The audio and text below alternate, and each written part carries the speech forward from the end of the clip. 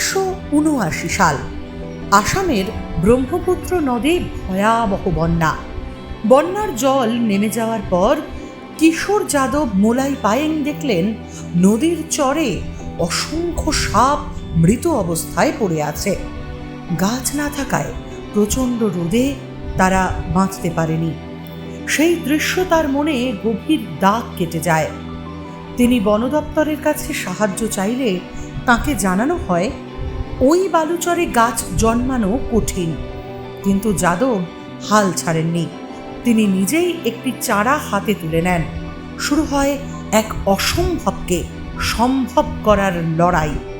প্রতিদিন সকালে তিনি নদী পেরিয়ে সেই নির্জন চরভূমিতে যেতেন।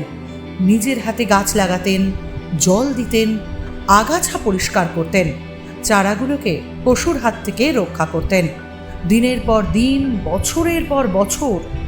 কোনো প্রচার নয়, কোনো পুরস্কারের আশা নয়, শুধুই প্রকৃতির প্রতি ভালোবাসা। একসময়ে অনুর্বর বালুচর ধীরে ধীরে সবুজে ভরে উঠল। সেখানে জন্ম নিল বাঁশ, অর্জুন, কদম, শিমুল সহ নানা প্রজাতির নানা গাছ। এরপর ফিরে এলো পাখি, হরিণ, বানর, বুনো শূকর, পরে হাতি, গন্ডার, এমনকি রয়্যাল বেঙ্গল টাইগারেরও দেখা মিলতে শুরু করলো। এই বনই আজ মোলাই ফরেস্ট নামে পরিচিত, যার বিস্তৃতি প্রায় 1360 একর জুড়ে। দীর্ঘদিন কেউ তার এই অসাধারণ কাজের খবরই জানত না। 2007 সালে এক সাংবাদিক ঘটনাচক্রে তার বন আবিষ্কার করেন। এরপর গোটা বিশ্ব জানতে পারে এই অসাধারণ বনের কথা। একজন সাধারণ মানুষ একাই একটি বন তৈরি করেছেন।